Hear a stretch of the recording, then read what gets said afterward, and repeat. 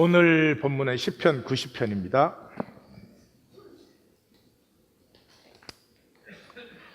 시편 90편 7절로 12절 제가 봉독하겠습니다.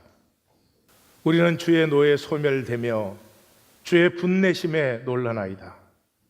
주께서 우리 죄악을 주의 앞에 놓으시며 우리의 은밀한 죄를 주의 얼굴빛 가운데 두셨사오니 우리의 모든 날이 주의 분노 중에 지나가며 우리의 평생이 순식간에 다하였나이다. 우리의 연수가 70이요 강건하면 80이라도 그 연수의 자랑은 수고와 슬픔뿐이요 신속히 가니 우리가 날아가나이다.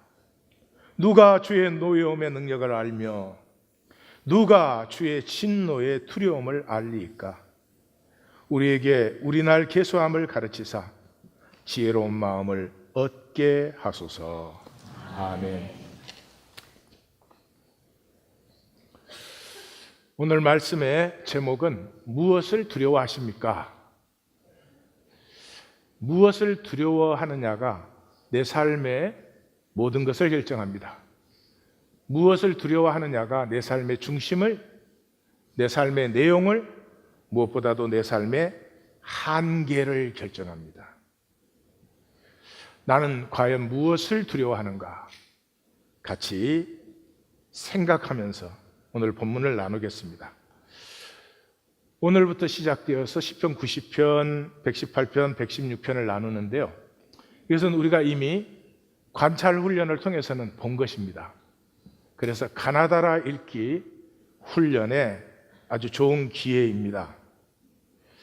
기도하면서 그런 생각을 했습니다. 참 여러 가지로 괴롭힌다. 성경 읽기도 힘든데 또 가나다라 읽기는 뭐냐. 이 괴롭히기 위해서 온 지혜와 명철과 총명을 다하는구나. 속으로 아멘 하신 분은 없겠죠? 그런데 말씀이 하나님의 인격이에요. 인격은 생각보다 느낌이 훨씬 더 강하고 큰 것입니다. 좀 예화가 그렇습니다만은 어떤 여성이 선을 보러 갔어요. 근데 선 보러 가기 전에 이제 소개를 받잖아요. 소개를 받을 때 생각을 다 하죠. 근데 굉장히 아주 명문 학교들을 나왔고 건강하고 아주 똑똑하고 생김새도 아주 반듯하고 또 사업에도 크게 성공을 했고 뭐 1등 신랑감 중에 1등 신랑감이에요. 그래서 선자리에 가서 딱 앉았는데 상대방이 웃는데 이빨이 새까매. 좀 예화가 그렇다고 미리 제가 양해를 구했습니다. 결혼할 수 있을까요? 없을까요? 없어요. 그거 결혼하는 여자라면 대단히 현상세계에 미친 여자입니다. 예, 생각은 어떻게 좀 할 수 있지만 느낌은 어떻게 할 수가 없어요. 못 삽니다. 왜냐 그러면 느낌이 훨씬 더 실제이기 때문에 그렇습니다. 생각은 대부분 우리의 거짓이죠. 근데 생각은 이제 생각이 논리인데요. 생각에서 논리를 만들어내는 건데 생각은 아주 제한적이에요. 왜냐하면 우리에게 아는 것이 조금이니까. 그러니까 뭐 조개 껍질에 모래만큼도 우리가 모른다 그러잖아요. 그게 사실이죠. 근데 여기 역설적인 것이 일어나요. 그 조금밖에 모르는 게 내 세계니까 나는 그 세계 안에서 다 알지. 그러니까 다 알아. 그래서 우리가 하는 복음이 있죠. 내가 알아서 해. 그래서 이 제한성이 우습게도 전지성이 돼요. 그래서 소크라테스인지 소쿨인지 하시는 분이 나는 내가 모르는 것을 안다는 것이 굉장히 위대한 말이에요. 근데 느낌이 이게 우리에겐 가장 어려운 것이에요. 이 느낌이 가장 거짓됩니다. 우리에게서는. 왜냐 그러면 강요되었기 때문에. 아마 부흥회를 통해서 예수를 믿으신 분이라면 이런 경험을 많이 했을 거예요. 부흥회 가면 막 분위기 만들잖아요. 분위기 만들고 뭐 불도 끄고 뭐 막 난리가 납니다. 근데 막 다른 사람은 울고 불고 하는데 나는 눈물이 안 나와. 그때 내가 뭔가 잘못된 것 같은 느낌 받아본 적 있으세요? 내가 느끼는 게 나의 느낌이에요. 누구 느낌도 따라가야 될 필요가 없죠. 근데 우리는 그 분위기의 느낌에 빨리 나를 맞춰줘야지 내 느낌을 느끼면 안 된다고 자라왔죠. 아파서 왕 하고 우는데 엄마가 울지 마 그러거든요. 엄마 느낌에 나를 빨리 맞추는 게 인생이 편하다는 걸 진작부터 배웠기 때문에, 그래서 또 집에서는 내 느낌이 아니고 오날날, 그래서 이 느낌처럼 강요되고 거짓된 것이 없습니다. 이 세상을 컨트롤하기 위해서 그것이 첫 번째입니다. 그러니까 모든 세상의 조직과 단체와 운동들은 이 느낌을 어떻게 휘어잡느냐 하는데 또 천재적인 사람들이 있어요. 그 사람들이 이제 뭐 이 숫자에 능한 사람들이죠. 저도 경험을 좀 해보긴 해봤습니다. 자, 실제를 만나기 위해서는 가장 먼저 돼야 되는 게 내 느낌이 회복돼야 됩니다. 다른 사람이 강요하는 느낌이 아니고 내가 느끼는 것. 그 사람을 만나는데 그 사람에게서 이런 걸 느껴라. 누가 그렇게 할 수 있겠어요? 내가 어떻게 느끼느냐. 그게 중요한 거죠. 그동안에 관찰 훈련이 되었기 때문에 이 관찰 훈련은 여전히 나 중심이잖아요. 내가 분석하고 파악하고 이해하고, 이제는 다음 단계가 느낌의 상호성. 이 무슨 말이냐 그러면, 상대방을 만나는데 내 생각과 느낌이 가득 차 있으면 상대방을 느낄 수가 없죠. 또 상대방을 눌러버리죠.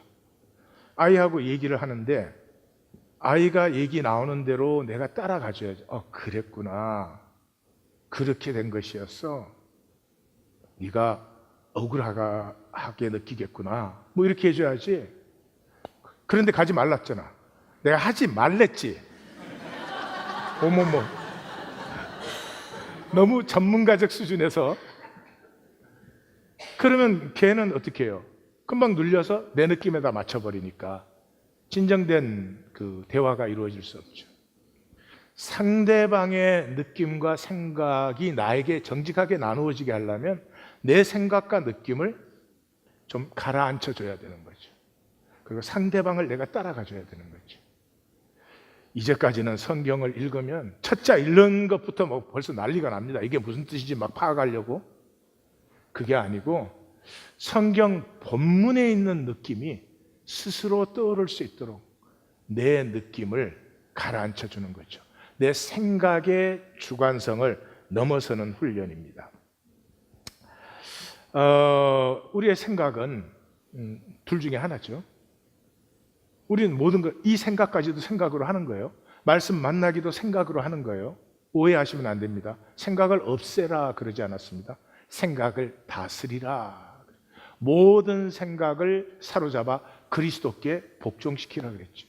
이 다스리지 않은 생각, 이 생존의 생각은 react, 반사밖에 없어요. 그냥 상황이 터지는 대로 반사밖에 없어요. 그런데 상황이 터지는 것 중에서 내 마음에 들게 내가 원하는 대로 일어나는 상황은 거의 없습니다. 우리 평생에 우리의 생각은 불안과 두려움, 이 내 뜻대로 되는 게 없는 거죠. 예. 그 반사밖에 없기 때문에 실제를 살아본 적이 없어요. 금방 생겼다 쓰러지는 이 현상에 리액트하는 거기 때문에, 그래서 이 에고의 생각은 바람에 나는 겨와 같아. 정신토록 땀 흘려 수고를 해요. 다 지나가요. 50년을 살았든 60년을 살았든 살고 돌아보면은 다 떠내려간 것이. 그 생각이 다스려질 때, 그 생각이 생각으로 끝나지 않고 생각이 삶으로 나타나기 시작해요.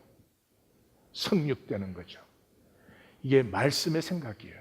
그러므로 말씀을 만나서 그 말씀으로부터 솟아난 생각은 이렇게 말해요. 시냇가에 심은 나무와 같다. 자라요. 잘 자라요. 그 잎사귀가 마르지 아니에요. 생명빛이 기상이 살아있어요. 뿐만 아니라 시절을 쫓아 열매를 맺어요. 어떻게 하면 내 생각이 반사의 생각이 아니라 말씀으로부터 솟아나는 생각이 되게 할까? 그게 가나다라 읽기예요. 이 가나다라 읽기는 그래서 에고로는 불가능해요. 근데 뭐 가나다라 읽기를 제가 만든 것도 아니고 시작한 것도 아니고 말씀 만나기를 자꾸 인도해 보다니까 이렇게 여기까지 온 것인데 막상 와서 보니까 이거 외에는 없어요. 뭐 종교는 기독교가 됐든 천주교가 됐든 동방정교가 됐든 뭐 힌두교, 불교, 이슬람이 됐든 종교는 전부 영성을 수행하는 수행 전통이 있습니다. 수행 전통이 있는데 그 수행 전통이 다 달라요. 다른데 본질은 다 똑같아요. 첫 번째가 뭐냐? 에고 내려놓기, 에고 내려놓기. 왜? 에고는 거짓이니까. 네, 에고로는 뭐를 해도 거짓이에요. 맞는 말을 해도 거짓이에요. 맞는 말 하는 이유가 진리에 있지 않아요. 자기 이익에 있지. 그러니까 에고는 다 거짓이에요. 그러니까 에고를 내려놓지 않으면 영성훈련이라는 건 있을 수가 없어요. 그래서 뭐 제일 그 유명한 게 이스턴 올토닥스, 동방정교의 그 기도 같은 거예요. 동방정교의 기도는 아주 짧은 것을 계속 반복하는 거예요. 나를 긍휼히 여기시옵소서. 나를 긍휼히 여기시옵소서. 이거 수만 번 반복. 여러분 이거 해보십시오. 하면은 벌써 7, 8번 지나가면 이거 생각해야 돼요? 생각이 없어져요. 생각의 세계를 건너가야 본질 세계가, 영성 세계가 열리는 거 아니에요. 예, 그러니까 이 에고 내려놓기가 첫 번째 것인데 가나다라 읽기를 해보십시오. 예, 에고가 내려졌다가 다시 미치려고 하긴 해요. 근데 계속 해보시면 에고 내려놓기에 그러잖아요.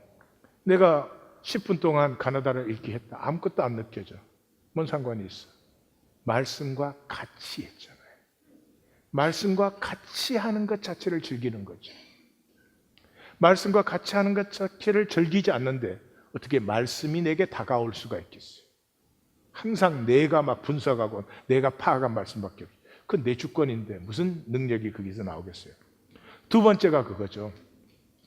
그렇게 해서 내 에고가 쓰러지면서 본래의 나, 엄마 뱃속의 나, 그 이전에 하나님 안에서의 나, 내가 하나님 안에 존재했었어요. 존재한다는 건 에너지 파동이에요. 에너지 파동. 모든 존재하는 것은 에너지 파동으로 다 측정할 수 있어요. 우리는 세상에 와가지고 우리의 에너지 파동이 너무 불안해져 있어요. 그게 우리 세상의 파동이에요. 저도 40대까지는 집에 들어갈 때 용감했는데 40 지나고 집에 들어갈 때는 파동이 막 불안해져가지고 엄마 있냐? 오늘은 전공 분야가 많이 나오네요. 이렇게까지 해가지고 말씀을 좀 어떻게 심어보려고 하는 제 가슴을 아시나요?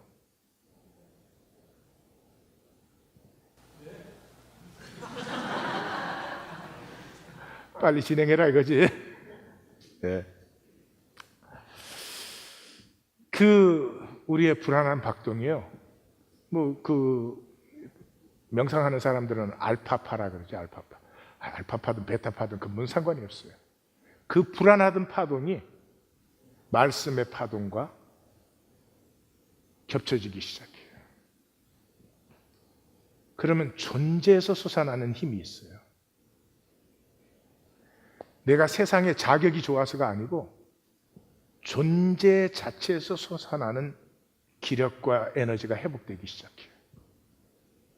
예수님은 생수의 간이 솟는다. 우리 성도님들이 꼭 누리시기를 바라요. 너무 메마르고 가난한 삶이에요.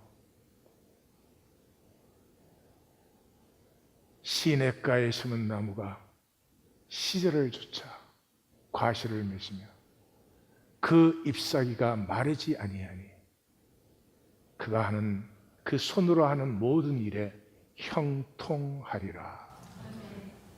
하나님이 거짓말하십니까? 아니요, 생명이에요. 생명이에요.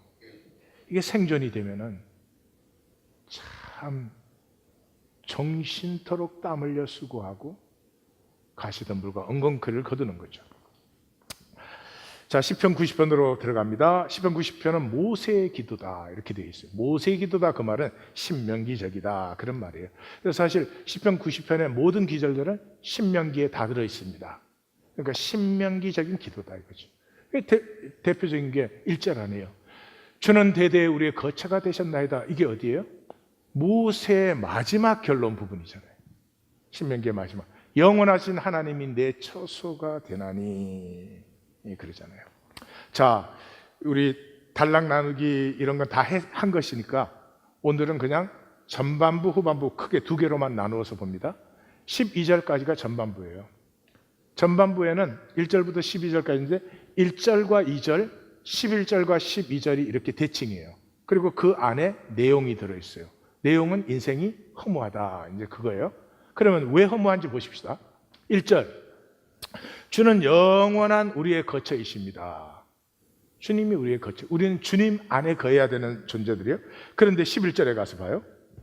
누가 주를 두려워해야 할 대로 두려워합니까? 주를 두려워하지 않아요.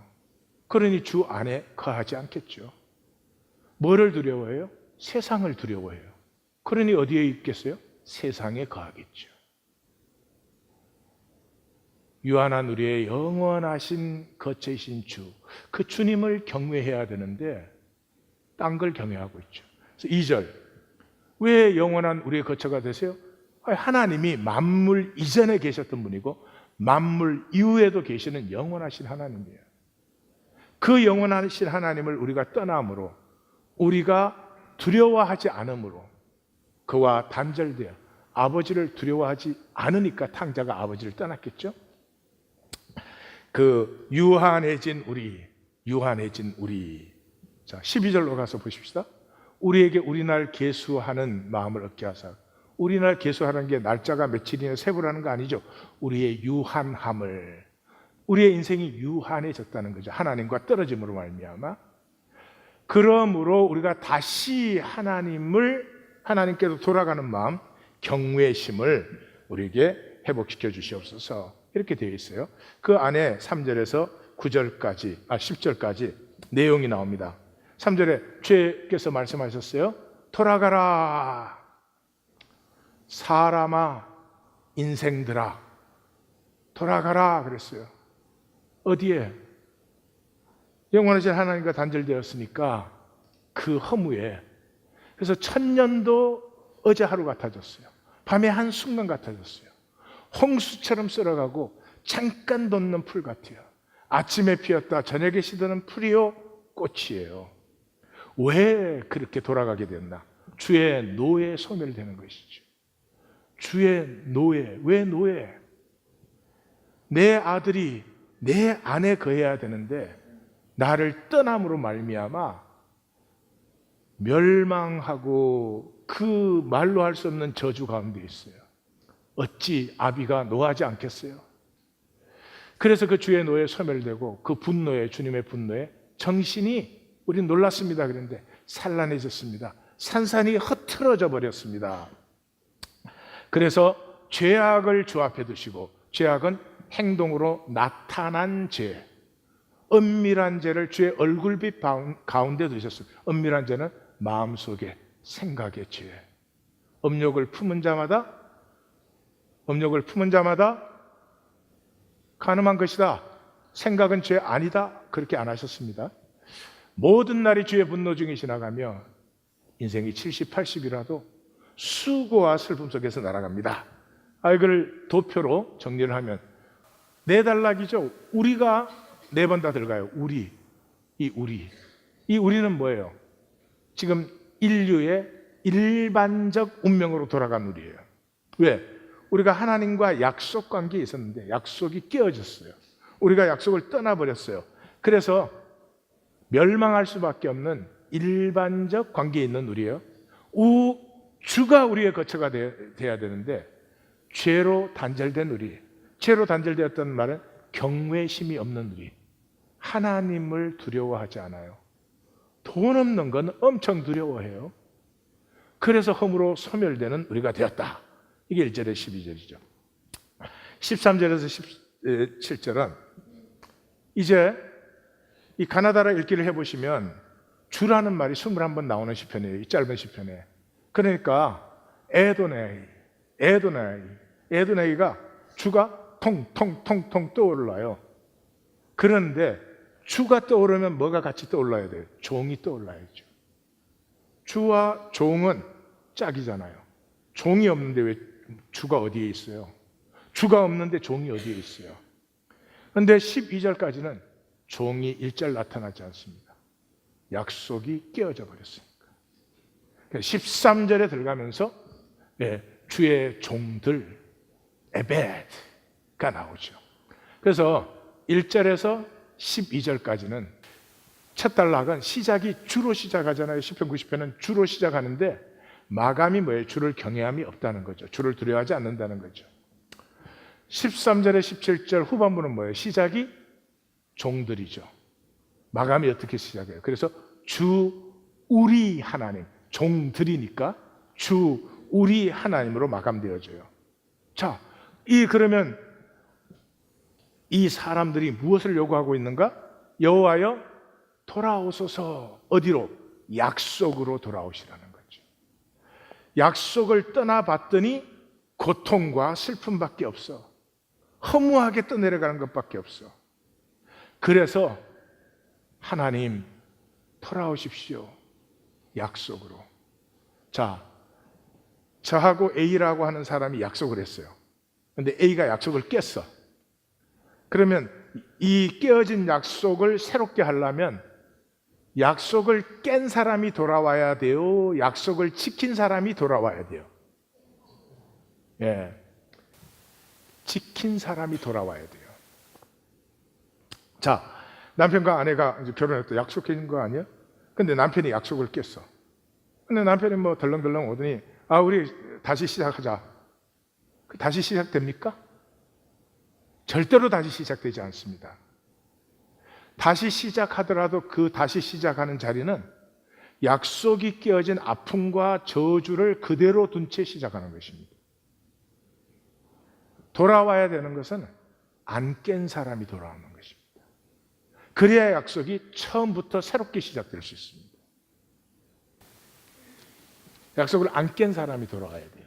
그런데 이때 약속이 안 깬 사람이 돌아올 때는 안 깬 사람이 이 깨어진 약속의 모든 아픔과 고통과 저주를 그 가슴에 품고 돌아오는 거예요.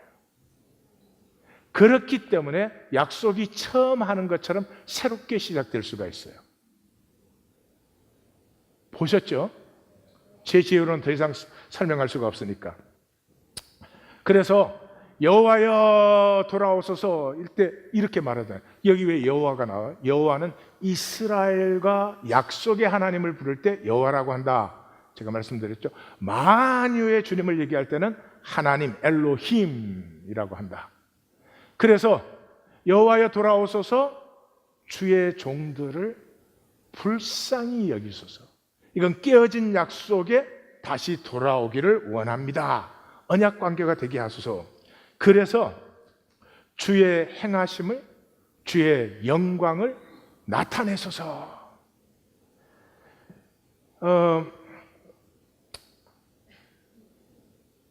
그 약속이 깨어졌으니 주님의 역사가 나타날 수 없었죠.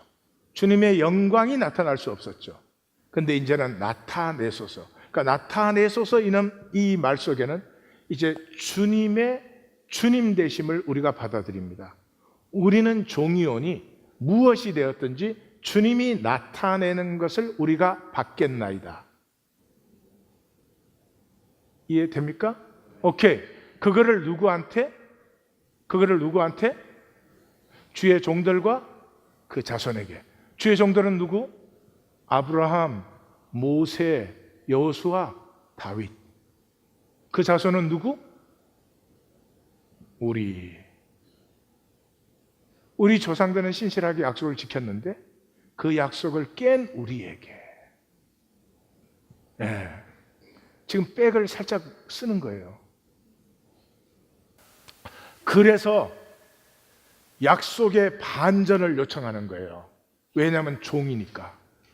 다시 약속의 관계에 들어갔으니까 이 종에 대해서 주께서 하실 일을 하시옵소서. 이게 이제 여기 일어나는 반전이에요. 그래서 아침은 3시간.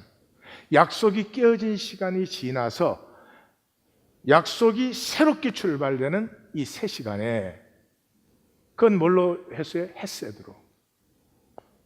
약속을 지키신 하나님이 안 돌아오면 약속은 영원히 깨어지는 거예요.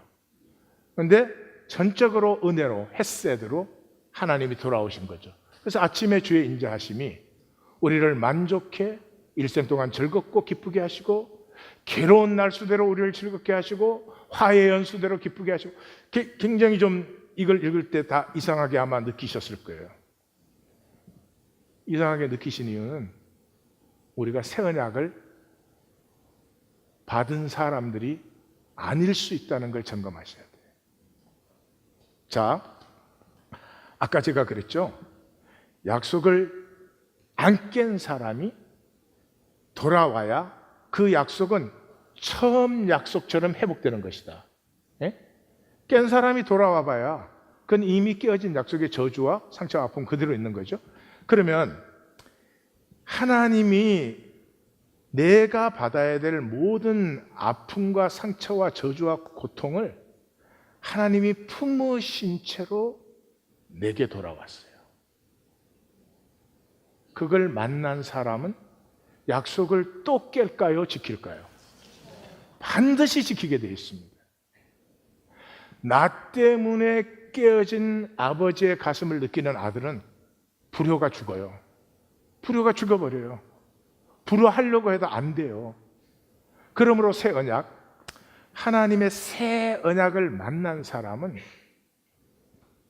내가 무슨 이 은혜에 보답을 하자 지키자, 율법을 지키자 그런 것이 아니고 내 속에서 그 새 언약의 역사.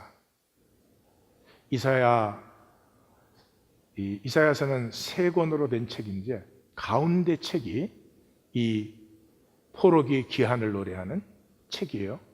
이게 나오는 것처럼 광야에 강이 흐르고 사막에 길이 열리는 그 역사가 일어나요. 우리가 하는 것이 아니고 그 은혜에 붙들림 받은 역사죠. 그래서 이 종으로서 주의 역사를 굉장히 담대하게 요청을 하는 것입니다.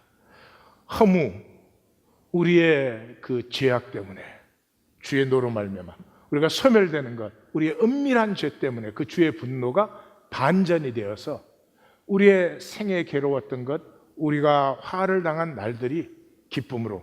그러니까 여기에서 그 말이 들어있어요. 탕자가 집을 나가서 그 고생하고 그 힘들고 어려웠던 그 날들은 허무하게 떠내려간 날들이 아니라 아버지의 은총의 품에 안기는 순간에 그 시간들 때문에 아버지와의 관계가 더 깊어지고 더 풍성해지고 더 온전해지는 것이다 하는 것이 이제 들어있어요. 그래서 총 결론이 17절 마지막 절이 약속의 열매는 허물을 넘은 영원이에요. 주 우리 하나님, 종된 우리에게 은총을 내리사 우리의 행한 일을 경고케 하소서. 우리는 엘간, 우리의 몸으로 행한 일, 우리의 손으로 행한 일, 여기 2번이나 반복되죠. 우리는 육체로 세상을 삽니다. 세상은 다 거짓이죠. 하나님의 실제 안에 우리끼리 만든 게임이죠. 다 거짓이에요. 세상에서 진실이 될 수 있습니까? 네? 자, 만약에 광고를 진실 그대로 한다. 자본주의 옛날에 무너졌겠죠. 예. 거짓인 줄 아는데 믿고 거짓을 믿고 또 그 거짓으로 우리가 살고 그러는 거죠.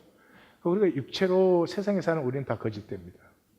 거짓되는데 우리가 그 거짓 속에 사는데 어떻게 우리의 삶이 거짓이 아니고 실제, 하나님이 창조하신 실제, 그 진실, 실제는 영원하잖아요. 영원이 되는가?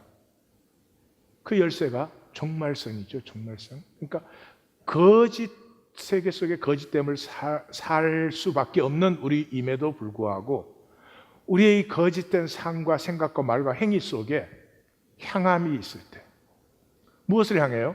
나는 언젠가 하나님과 하나가 될 사람, 하나님 안에서 만유와 하나가 될 사람이라는 것이 내 말과 생각 속에 있을 때 우리의 삶은 거짓되는데 내가 진실되는 것이 아니고 내 속에 자꾸 진실이 자라나고 거짓은 자꾸 브레이크가 걸리고 그런 역사.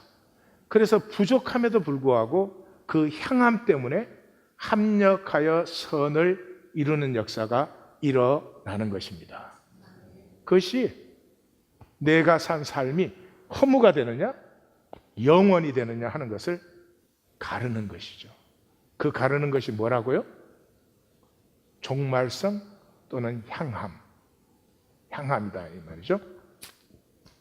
그래서 이 시편 90편 17절은 신약의 고린도전서 15장 58절과 똑같은 내용이에요. 고린도전서 15장 58절이 뭐죠? 부활장의 총결론이에요. 무슨 말을 하고 있죠? 죽음이 이 세상 모든 거짓의 뿌리예요. 현상은 죽으면 끝나니까. 그러니까 죽음은 이렇게 우리에게 얘기해줘. 죽으면 끝나는 거야. 없어. 뭐가 있어? 그러니까 죽을 때까지는 속이든 뭐를 하든 이익만 더 챙기면 되는 거지. 죽음 이상의 것이 없다는 것이죠. 그런데 예수 그리스도의 십자가에서 어떻게 됐어요? 죽음의 권세가 드러났죠. 죽음아, 내 쏘는 것이 어디 있느냐? 내 이기는 것이 어디 있느냐? 실제가 드러나 버렸죠. 죽음은 현상 세계에 있는 현상 중에 하나죠. 실제는 죽음을 넘어서 영원하죠. 그 실제가 드러나 버렸죠. 그러므로 부활신앙은 예수가 죽었다가 깨어났다는 걸 믿어드리는 게 아니고요. 그 믿어야 뭔 소용이 있어요? 삶을 내 생각 하나 바꿉니까 그게? 아니에요. 부활신앙이라고 하는 것은 사망의 두려움에서 내가 자유케 되었으므로 진실을 살기 시작해요. 진실을. 우리의 삶은 그거밖에 없어요. 진실되게 산 삶은 영원한 거죠. 거짓으로 산 삶은 없어지니까 거짓이라는 건 뭐 시간이 흐르면 꼼짝 못하는 거 아니에요. 그런 거죠. 그것이 부활의 신앙이죠. 그래서 이 시편 기자든 사도 바울이든 육체로 사는 우리 부족한 삶이 이 죽음의 거짓에서 세상의 거짓에서 세상에서는 죽음이 최고의 권세잖아요.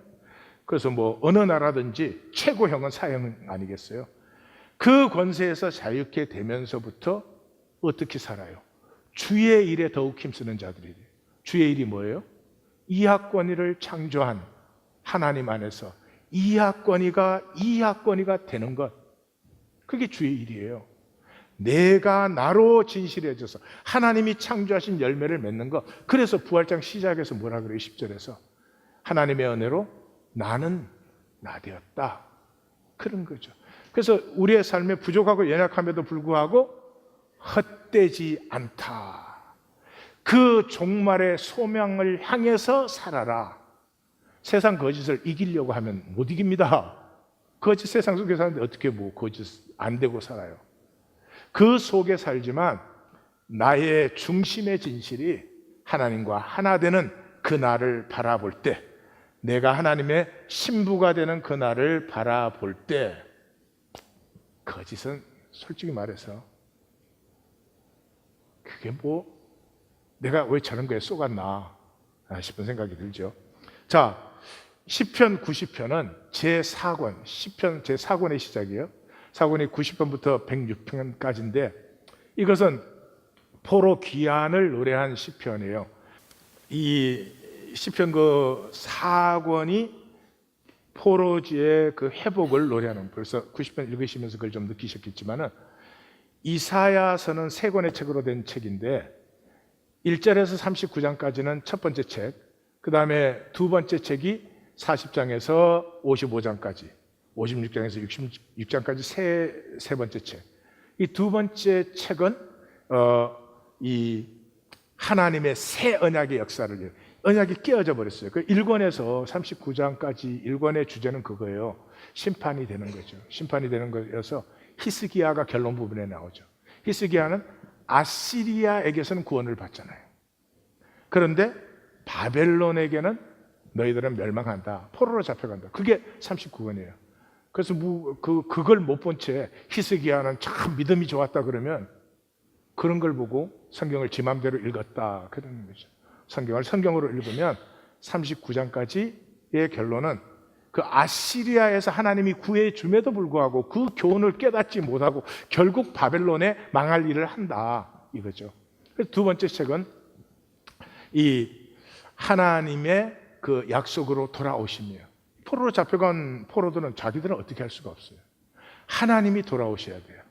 그런데 그래서 이사야서에서는 이제부터 하나님은 숨어 계신 하나님이다. 나타나지 않는다. 아까 90편에서 나타내소서, 영광을 나타내소서 그러잖아요. 그러니까 하나님이 자기 영광을 나타내시는 책이 이사야서의 이 두 번째 책이에요. 그 영광을 나타내시기 때문에 사막에 강이 흐르고 광야의 길이 열리고 해요. 그런데 이 나타나심을 어떻게 얘기하느냐 그러면 이 두 번째 책에 종의 노래가 나와요. 또는 고난의 종의 노래 그렇게도 해요. 왜냐 그러면 이 네 가지 노래가 전부가 고난을 받는 종의 노래예요. 하나님이 깨어진 약속으로 돌아오시는데 어떻게 돌아오시느냐. 이 민족이 받아야 될 모든 저주와 아픔과 넘어설 수 없는 그 운명을 하나님이 품으시고 돌아온다. 그래서 저가 채찍에 맞음으로 우리가 나음을 입었고 저가 상처를 입음으로 우리가 회복을 얻었다. 이런 얘기가 나오는 것입니다. 그래서 이 나의 아픔과 저주를 품어안고 돌아온 하나님을 만난 사람은 절대로 새 언약을 배반하지 않습니다. 자, 그래서 이 이사야의 두 번째 책과 이 시편의 제4권은 같이 흐르고 있어요. 그래서 이 두 번째 책의 서론이 40장 1절에서 11절이에요. 그 세 단락으로 되어 있는데 첫째는 여호와의 영광 나타나심이죠. 그 행하심, 그의 주권이 나타나시는데 그것이 십자가로 나타나는 걸 우리가 봤죠. 그래서 시작이 위로하라, 내 백성을 위로하라. 그 약속 깨어진 자리에서 그 고통받는 내 백성을 위로하라. 저주가 끝나고 사함이 임했다. 외치는 자의 소리여, 너희는 광야에서 여호와의 길을 예비하라. 사막에서 우리 하나님의 대로를 평탄케 하라. 골짜기마다 두두워지며 산마다 언덕마다 낮아지며 고르지 아니한 곳이 평탄하게 되며 험한 곳이 평지가 되어 그래서 여호와의 영광이 나타나고 모든 육체가 그것을 함께 보리라. 그 다음에 뭐예요? 여호와께서 그 약속으로 돌아오니 인생들은 그 허무함에서 말씀으로 돌아오라. 그래서 육체는 풀이요 그의 모든 아름다움은 들의 꽃과 같으니 풀은 마르고 꽃은 시들지만 여호와의 시들면 여호와의 기운이 여호와의 노가 여호와의 분노가 그 위에 불미라. 이 백성은 실로 풀이로다. 풀은 마르고 꽃은 시드나 우리 하나님의 말씀은 영원히 서리라. 말씀으로 돌아와라. 말씀이 뭐라 그랬죠? 약속이라 그랬습니다. 무슨 깨달음도 아니고 형이상학도 아니고 약속이죠. 약속으로 돌아오라는 거죠. 하나님이 돌아오셨으니까. 그래서 약속으로 돌아왔으면 뭐요? 바라라. 이제 여호와의 임하심을 여호와가 말씀. 아름다운 소식을 시온에 전하는 자여, 너는 높은 산에 오르라. 아름다운 소식을 예루살렘에 전하는 자여, 너는 힘써 소리를 높이라. 두려워하지 말고 소리를 높여 유다의 성읍들에게 이르기를 너희 하나님을 보라 하라. 보라, 주 여호와께서 임하실 것이요 친히 다스리실 것이라. 그는 목자같이 양떼를 먹이시며 어린 양을 그 팔로 모아 품에 안으시며 젖먹이는 암컷들을 온순히 인도하시리로다. 약속이 회복됨으로 말미암아 유업이 회복되는 것을 느끼실 수가 있죠. 그렇죠? 네. 자, 시편 90편은 두 개의 강조점을 우리가 전반부 후반부에서 주죠. 첫째는 경외심입니다. 우리의 삶이 허무해졌죠. 유일한 문제죠. 이렇게 열심히 사는데 허무한 거죠. 유일한 문제죠. 영원히 허무하죠. 왜? 거짓으로 살았으니까. 거짓으로 산 삶이 실제가 되는 것입니다. 그 실제라는 건 하나님 안에 거하는 것이죠. 내 안에 거하라. 그리하면 너희가 많은 열매를 맺으리라. 주님 그렇게 말씀하셨죠. 예. 거짓이 우리에게 뭘로 나타나요? 나타난 죄악, 숨긴 죄. 그것이 삶의 영혼을 피워요. 무엇에서? 경외심에서. 경외심이 없으면 허무와 거짓, 죄악과 죄가 그냥 가버리는 거죠, 영원히. 경외심 때문에 저 반전이 일어나는 거죠. 설명을 길게 할 수는 없는데요. 성경에 딱 세 사람이 경외심의 시험을 받았습니다. 우리 찬양대 영성 시간에는 제가 나누었지만 세 사람뿐입니다. 아브라함, 욥, 예수님. 살아있는 동안에 경외심을 시험받는 게 복입니다. 끝난 다음에 받으면 시험입니다. 그걸 길게 얘기할 수는 없고요. 여기서는 아브라함이 하나님을 경외하는지 시험하시기 위해서 이삭을 제사 지내라고 했습니다. 그런데 그 하나님을 경외하는 줄을 내가 알았다 할 때 경외가 야레이. 그러므로 이제 너는 여호와 이레를 누리리라. 예이레이. 비슷합니까? 야레이. 비슷합니까? 예, 비슷하죠. 같은 어근에서 나왔습니다. 성경은 아주 간단하게 말합니다. 하나님을 경외하는 사람은 하나님의 예비한 것으로 삽니다. 이학권이 만들 때요, 나가서 굶어 죽던 누가 알 게 뭐냐, 이제부터 네가 알아서 살아남아라, 그러지 않으셨어요. 뭔가가 예비되었기 때문에 우린 다 이때까지 있습니다. 하나님을 두려워하는 사람은 하나님의 예비한 것으로 삽니다. 세상을 두려워하는 사람은 세상에 예비한 것으로 삽니다. 세상이 무엇을 예비했습니까? 복을 예비했습니까? 복 줄게 그러는데 복을 예비한 적이 있습니까? 사랑한다 그러는데 사랑을 예비한 적이 있습니까? 예? 너 풍성하게 해줄게 그랬지만 풍요를 예비한 적이 있습니까? 썩지 마십시오. 경외심이 무엇입니까? 내가 종으로 주님을 주님으로 대하는 것입니다. 이 현상 세계가 지나면 나는 유업자가 됩니까? 주님과 같은. 그러나 이 현상 세계에서는 나는 훈련돼야 됩니다. 내 성품이 훈련돼야 됩니다. 내 인격이 훈련돼야 됩니다. 내 자질이 훈련되어져야 됩니다. 훈련하는 그릇이 이 세상의 거짓입니다. 이 세상에서 종으로 주님을 섬길 수 없는 사람이 하나님의 사랑으로 만유를 하나님의 뜻으로 다스리는 그 유업자의 자리에 나아갈 수가 없습니다. 두 번째가 약속이죠. 네, 하반부에서는 약속이죠. 풀이요, 꽃처럼 시듭니다. 수고와 슬픔 가운데 날아가는 게 우리의 인생입니다. 그 인생이 붙들림 받음이 되고 그 인생이 영원해지는 이 전환점이 약속이라는 것이죠. 같은 것이죠. 경외의 심이 있을 때 주와 종으로의 약속이 회복되는 것처럼 약속이 회복됩니다. 이 약속은 우리는 이미 한 번 깬 것입니다. 우리 마음대로 살았습니다. 그런데 내 모든 저주와 아픔을 주님이 품으시고 주님께서 내게로 돌아오신 것이죠.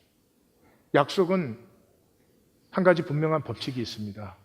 약속은 지켜지면 복이 무한해집니다. 약속은 깨어지면 저주가 엄청납니다. 그러잖아요. 남편과 아내가 서로 약속한 거 아니에요? 결혼한다는 말은. 그런데 서로가 서로를 막 싸우고 저주하고 그래요?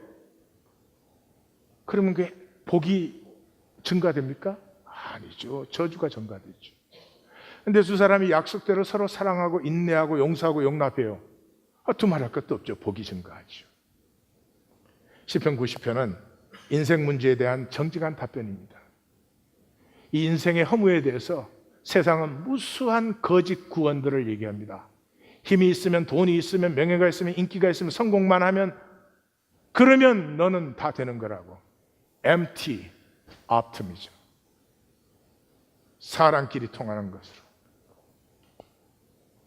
그런 세상 속에 가장 진실되고 정직한 답변을 시편 90편은 우리에게 던지는 것입니다. 그러면 실제 그렇지 않습니까? 현상 세계에 사는 동안은 우리는 종 노릇을 합니다. 현상 세계 속에서 우리는 다스리는 존재가 되지 못합니다. 훈련받을 뿐이죠. 우린 종으로 삽니다. 그럴 수밖에 없습니다. 종인데 둘 중에 하나죠. 돈님을 섬기든지 주님을 섬기든지. 두 가지 다 약속합니다. 내 마음대로 된다고. 돈이 약속합니다. 내 마음대로 된다고. 주님도 내 마음대로 살 수 있다고 합니다. 의미가 좀 다릅니다. 돈이 내 마음대로 갈 때는 욕심을 마음대로 채울 수 있다는 거죠. 착각입니다. 욕심이라는 건 신경적인 것이기 때문에 채워지지 않습니다. 지난주에 우리 봤죠? 욕심은 딱 채워지는 순간에 더 큰 것에 목말라집니다.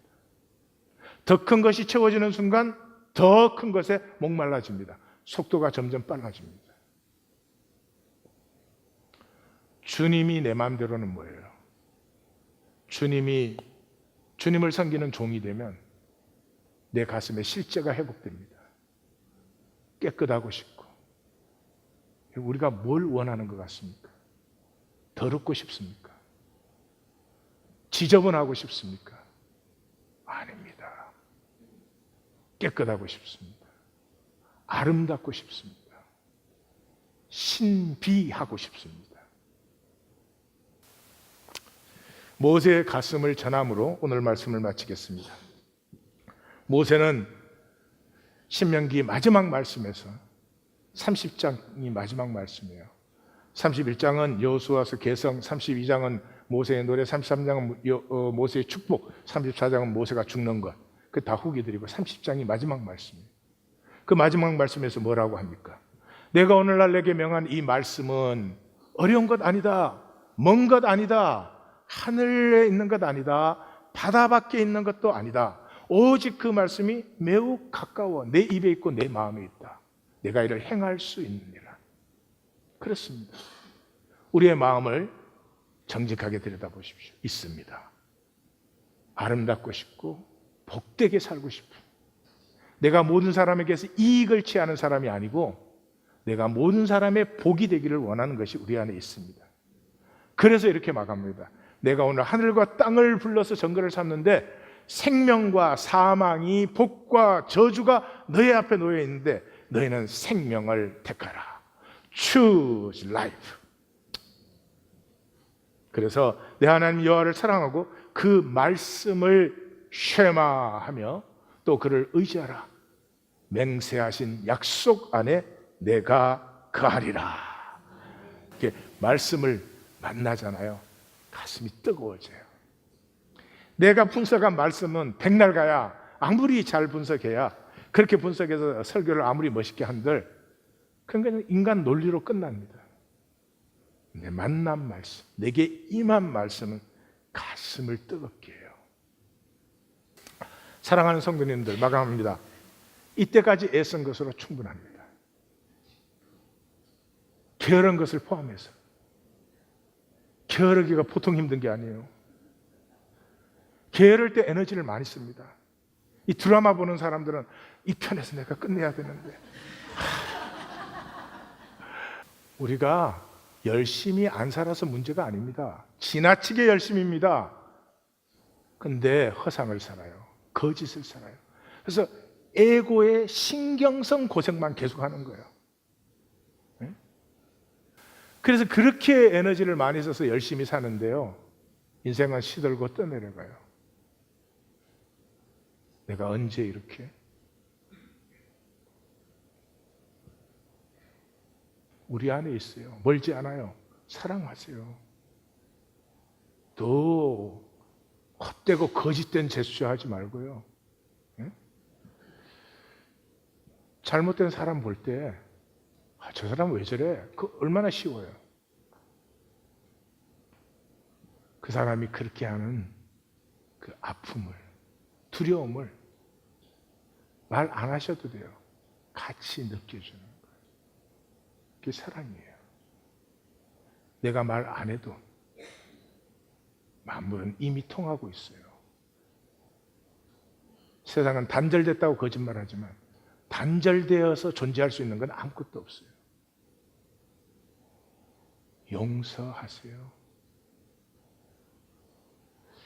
내 식으로 말하지 않는다고 잘못됐다고 하지 마시고,